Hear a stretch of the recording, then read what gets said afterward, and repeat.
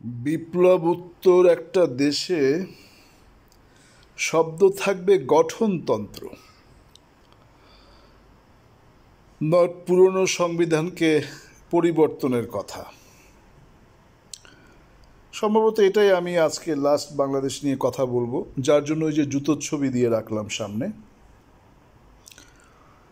বাংলাদেশের জন্য, বাঙালি জাতির জন্য আসলে হাসিনার মতো এবং হাসিনার সাথে যারা ছিল ওদের মতো লোকদেরই প্রয়োজন, যারা জানে কিভাবে জাতি ধর্ষণ খুন করতে হয়। আর তথাকথিত আন্দোলন করে যারা তোমরা এসছো ক্ষমতায়, হয় তোমরা ছাগলের 3 নাম্বার বাচ্চা, আর নইলে তোমরা অতি শেয়ান, তোমরা এসছো, তোমরাও কিছুদিন ক্ষমতায় থাকবে, সিস্টেমেটিক ওয়েতে তোমরাও কিছু নিজেদের জীবনের জন্য যা করার তা করবে, এবং বহির্বিশ্বের আরেকটা অংশকে তোমরা কিছু একটা দেবে। যেভাবে তোমাদের আগের জন বলে গেছে, আমরা ভারতকে যা দিয়েছি ভারত সারা জীবন মনে রাখবে। তাতে বোঝা যায় বাংলাদেশ একটা বিদেশিদের জন্য উন্মুক্ত জনিক্ষেত্র। যখন যা সঙ্গম করতে ইচ্ছা করে তারা এসে সঙ্গম করে সন্তান নিয়ে চলে যায়।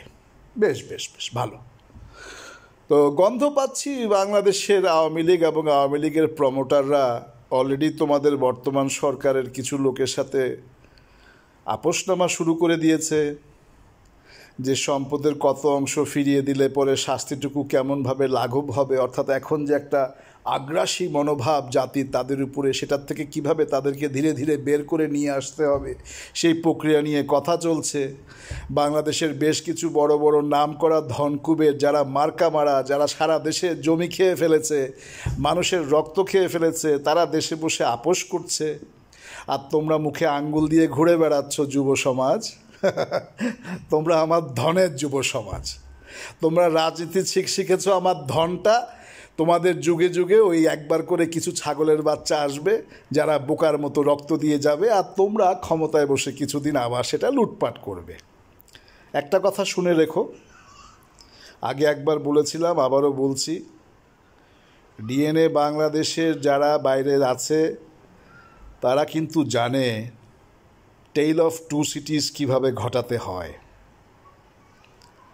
বর্ণ বৈষম্য তো বলছো না, তোমরা জানি কি বলছিলে, বৈষম্য বিরোধী। সমাজের যে কিছু বৈষম্য শ্রেণী আছে না, নিম্ন শ্রেণীর লোকগুলো যেদিন চলে আসবে উপরে, সেদিন তোমরা বুঝবে যে আসলে বৈষম্য বিরোধী শব্দটা কাকে বলে। So don't play with words. Bangali জাতি যতটুকু লোক ভালো আছো, তোমরা ভালো করে আরও সচেতনভাবে ভাবো তোমরা কি করছো। এদের সবাই ঘুরে ফিরে আসলে একই জায়গা থেকে আসা। আওয়ামী লীগ বলো, বিএনপি বলো, নতুন যারা এসছে তারা বলো, আমি খুব একটা ভালো কিছু দেখছি বলে মনে হচ্ছে না আমার। তারপরেও 6টা মাস ওয়েট করব, 6টা মাস ওয়েট করব। তারপরে আমাদেরও কিছু মিডিয়া উইংস আছে বহির্বিশ্বে, যারা আমরা এতদিন বাংলাদেশের জন্য কেঁদে কেঁদে বুক ভাসিয়েছি। 6 মাস ওয়েট করব, তারপরে তোমাদের জন্য যা বক্তব্য রেডি হওয়ার তা রেডি হয়ে যাবে। ভালো থাকো তোমরা সবাই। তবে বাংলার জমিনে যদি সুষ্ঠু বিচার না হয়, একটা একটা করে তোমাদের বিচার কিভাবে হবে তোমরা নিজেরা টেরও পাবে না। পরিষ্কার বাংলা ভাষায় বলে গেলাম কথাটা।